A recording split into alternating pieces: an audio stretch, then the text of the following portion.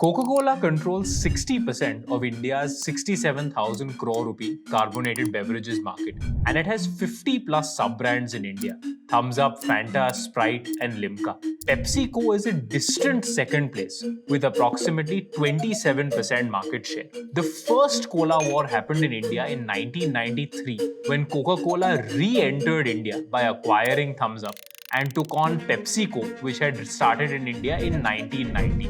And now Reliance Industries has initiated India's second cola wars by relaunching Campa Cola in 2023. Now everyone made fun of Campa Cola when it was first launched in 2023, but then the jaws dropped when the year one results came in: 400 crore rupees of sales for FY24. Then the thoughtful critics said that Campa Cola will primarily be distributed by Reliance Industries through their own offline touchpoints. And then these critics were silenced this year when Campa Cola recorded 1,000 crore rupees of sales for FY25. And the hint that I am going to give you is that India's carbonated beverages is much more than just cola. Cola is not the only drink that dominates the carbonated beverages market.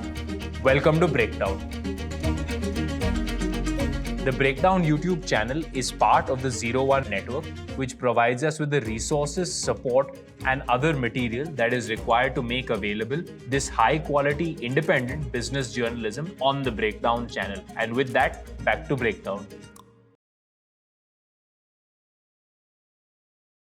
Coca-Cola first launched in India in 1949 through a partnership with a bottling company called Pure Drinks Group. From 1949 to 1970, Coca-Cola reigned supreme. There was no competition, domestic or international, primarily because this was the license Raj or the monopoly era in India. Now, Coca-Cola had a few alternatives in the carbonated beverages industry, but none in the cola form factor, which is what gave it its monopoly. In 1997, the tables turned because India introduced the Foreign Exchange Regulation Act, FERA. And this required Coca-Cola to reduce the stake in Coca-Cola India, its wholly owned subsidiary, from 100% to 40%. And Coca-Cola was completely not okay with this. And they were also not okay sharing their secret Coke formula with their local bottling partner, Pure Drinks Group. Remember that the formulation or the secret sauce that goes into this bottle of Coke is not patented. The reason why it is not patented is that patents have a shelf life or an expiry date. Now the bottling partner, Pure Drinks Group, which was left abandoned by Coca-Cola in 1977, said, okay, that's fine. We've bottled cola. We will now launch our own cola brand and sell cola. And Pure Drinks Group in 1977 launched Campa Cola with this very tagline, "The Great Indian Taste." Campa Cola was also accompanied by a few other local alternatives. The government itself, through a subsidiary called Modern Foods, launched a drink called Double 7. This is also when Parle Agro Industries launched our famous Thums Up drink as a local cola alternative.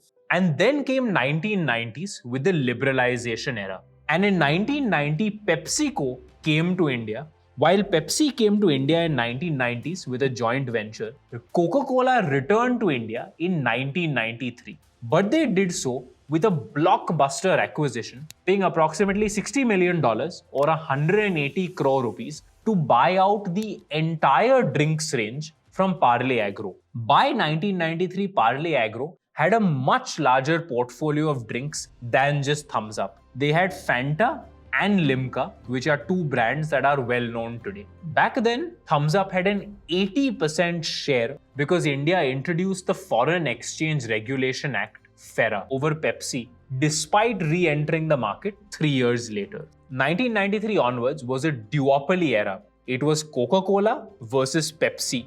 And this is also the era where celebrity endorsements started to become very popular. This is also the era where the original Campa Cola manufacturer, Pure Drinks Group, started to fade away, and by 2009 they had shut down their only bottling plant. There was a 30-year duopoly from 1993 to 2003 where it was just Pepsi versus Coca-Cola.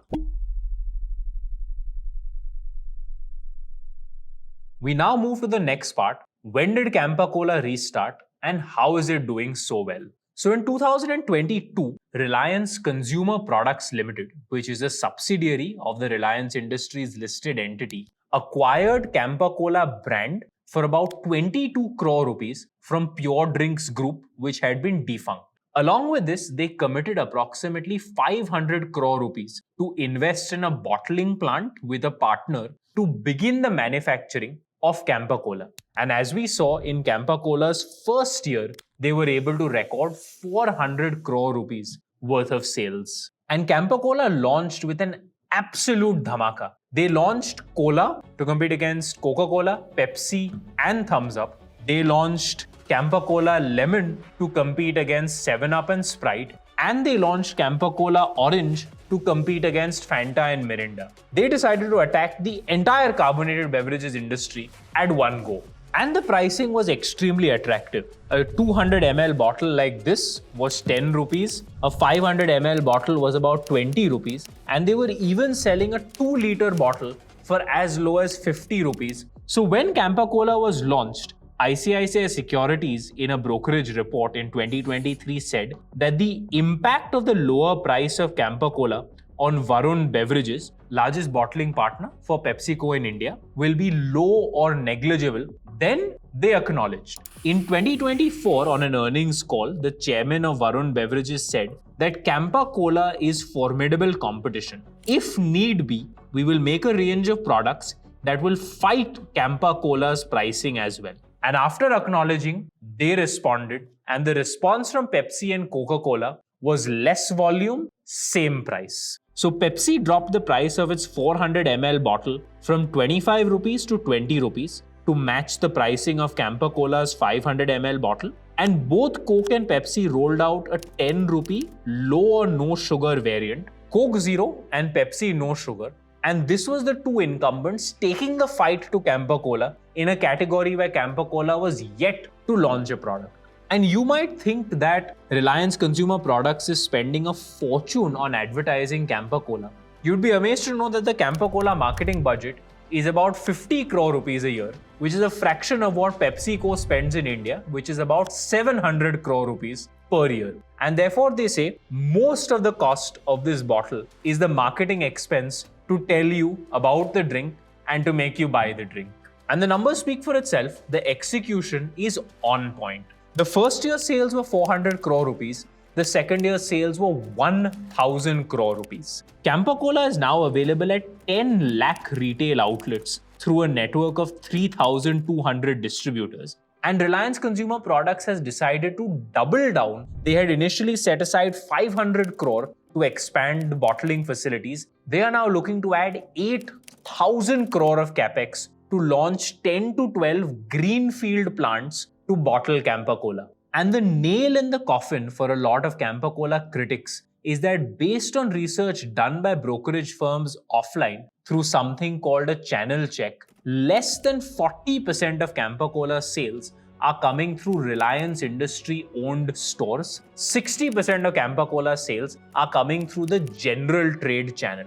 For those of you who are observant, whenever you're driving from one place to another, keep your eyes out for kirana stores or small local shops that are branded with the Campa Cola colors. This purple color is eye-catching, and it's also a way to signal offline that Campa Cola is here to take share from the incumbents. So while Campa Cola is taking wallet share of customers and wallet share of offline distributors, it is now also starting to take mind share. And their marketing team has clearly internalized the lesson that Bollywood, cricket, and religion are the three pillars in India. And they have decided to focus on cricket for their advertising. And therefore, RCPL, the owner of Campa Cola, has decided to lean in heavily into cricket for its advertising. Campa Cola is the official drinks partner for 3 IPL teams, and these are Lucknow Super Giants, Sunrisers Hyderabad, and Punjab Kings since 2023. In 2024, Campa Cola even became the official drink sponsor for IPL for a 3-year period. So this brings us to what next? Can Campa Cola dominate this 67,000 crore rupee carbonated beverages market in India? This first requires us to take a step back and understand the construct of this industry. Remember that cola is a type of carbonated beverage. There are several other variants of carbonated beverages that exist. And therefore, when we say that Coca-Cola controls 60% of India's carbonated beverages industry, we are actually referring to Coca-Cola as a house of drinks. And the house of drinks include Thums Up, Fanta, Limca, and a long tail of other brands that may appeal to you. Similarly, PepsiCo is not a drink, it is a house of drinks. When we are talking about Campa Cola is one beverage or line of beverages that are made available by Reliance Consumer Products Limited. Therefore, the right question that we should be asking ourselves is, can Reliance Consumer Products Limited, RCPL, dominate India's carbonated beverages industry? Similar to how Coke and Pepsi have their house of drinks in India, Reliance Consumer Products Limited has also been building this house of drinks. The most famous one that we know is the acquisition of Campa Cola in 2023 for about 22 crore rupees, which gave it access to Campa Cola, Campa Lime, and Campa Orange. Not a lot of people haven't realized that Reliance Consumer Products Limited has already begun its journey to becoming a house of drinks beyond just Campa Cola. In January 2023, they acquired Socio, which has beverages like Jeera Masala, Cloudy Lemonade, and Fruit Punch. In February 2024, they did a joint venture with Sri Lanka-based Ceylon Cold Storage to bring their range of regional beverages into India. In January 2025, they acquired Raske Gluco Energy from Vikas Chawla, who was a former MD of Coca-Cola India. And Raske Gluco Energy competes against Glucon-D and Gatorade. Most recently in February 2025, they launched the Spinner Energy drink to take on Sting and Charged. And this drink has Muthaiya Muralidharan, the legendary Sri Lankan spinner, as the title partner and also an investor. And therefore, RCPL has already begun this journey to create a house of drinks. So it's now clear that Campa Cola alone cannot dominate India's carbonated beverages industry, but Reliance Consumer Products could dominate this industry. Let's look at some of the numbers to understand how uphill the journey is for RCPL to become a dominant player in India's cola industry. As of right now, this industry is 67,000 crore rupees, growing at about 7% per annum. Therefore, a conservative estimate is 5 years from now, in FY30, the industry would be about 90,000 crore rupees. As of today, Coca-Cola controls 60% of the existing carbonated beverages industry, and Pepsi controls about 27% of the carbonated beverages industry. Therefore, RCPL would have to get to a 25% market share of that 90,000 crore rupees 5 years from now to be considered a dominant player. And this translates to about 23,000 crore rupees of annual sales. Campa Cola as of today does 1,000 crore rupees of annual sales. But the 60% share that Coca-Cola has of India's carbonated beverages industry do not just come from Coca-Cola and Thums Up. There are a number of products that sequentially generate thousands of crores of sales